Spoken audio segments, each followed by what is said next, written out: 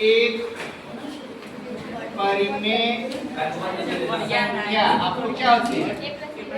a plus by का होता है, यानी कि दोनों को जोड़ करके क्या कर देते हैं? 2 से ऐसे इसके बीच में संख्या क्या आ जाएगा? -3 अब प्लस -4 अब बटा कितना हो जाएगा? -3 -4 बटा 2 यानी कि -7 बटा 2। दूसरा प्रश्न क्या है? 3 प्लस √2 किस प्रकार की संख्या है? क्यों? क्योंकि एक परिमेय है और एक क्या है? अपरिमेय है। तो परिमेय और अपरिमेय का योगफल हमेशा क्या होता है? अपरिमेय। क्या होता है? अपरिमेय। अब यहाँ पर इसको p/q के रूप में व्यक्त करना है, तो यह शांत है कि अशांतावर्ती है? शांत है। शांत है तो आपका यहाँ पर क्या हो जाएगा? 225 अब बटा दशमलव को क्या मानेंगे? एक। क्या मानेंगे? और कितने अंक है? 1 2 3, यहाँ पर क्या हो जाएगा? 3 0। अब इसको चाहेंगे तो काट करके इसको हमने क्या छोटा भी लिख सकते हैं, तो कितना हो जाएगा? 5 से काटेंगे तो 5 का 20 बचा है 25, कितना हो जाएगा? 200। फिर 5 से 5 9 बटा। अब इसको क्या करना है? 3/8 को दशमलव में निरूपित करना है। तो आप लोग 7वीं क्लास में भी पढ़े हैं। किस क्लास में पढ़े हैं? 3 में हम क्या करेंगे? 8 से भाग नहीं लग रहा है तो क्या हो जाएगा? यहाँ पर दशमलव, तो यहाँ पर क्या हो गया? अब दशमलव एक ही बार देंगे। दशमलव कितने बार देंगे?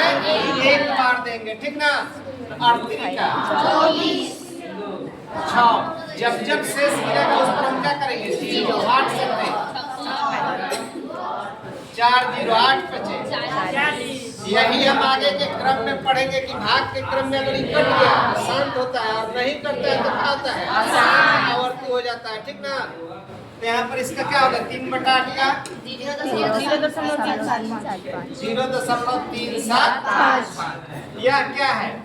a प्लस b और a माइनस b के फॉर्मूला पर है, तो 5 का क्या हो जाएगा? स्क्वायर माइनस √7 का स्क्वायर। किस आधार पर? क्योंकि a प्लस b और a माइनस b बराबर क्या होता है? a square minus b square. यहाँ बचा है और √7 का स्क्वायर क्या हो जाएगा? यानी कि 35 में से 7 घटेगा तो कितना हो जाएगा? 18। क्या हो जाएगा? क्योंकि √a का स्क्वायर करते हैं तो वही √a वाला अंदर का अंक इसमें आ जाता है। तो √a स्क्वायर बराबर खाली क्या हो जाएगा? ये √7 का स्क्वायर बराबर क्या हो जाएगा?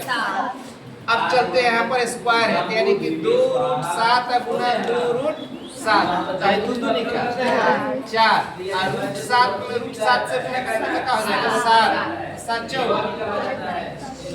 7 अब आते हैं यहाँ पर पूरक संख्या। तो पूरक कोण किसे कहते हैं?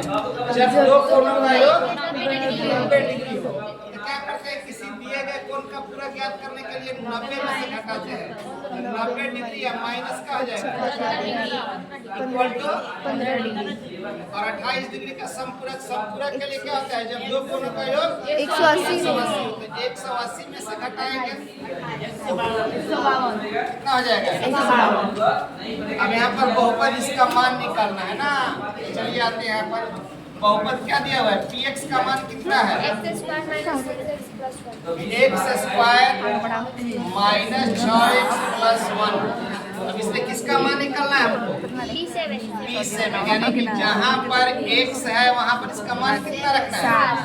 तो यहाँ 7 का स्क्वायर माइनस 6 का 7 प्लस 1 तो 7 है माइनस का आ गया 42 प्लस 1। ये भी नहीं कि 42 से 43 को जोड़ देंगे, ऐसा नहीं होगा। 50 तो घटा देंगे तो कितना आ जाएगा? 7 प्लस 1 क्या हो गया? 8। ऐसे नहीं तो इसको हम ऐसे भी बना सकते थे 49 प्लस 1 माइनस कौन चीज?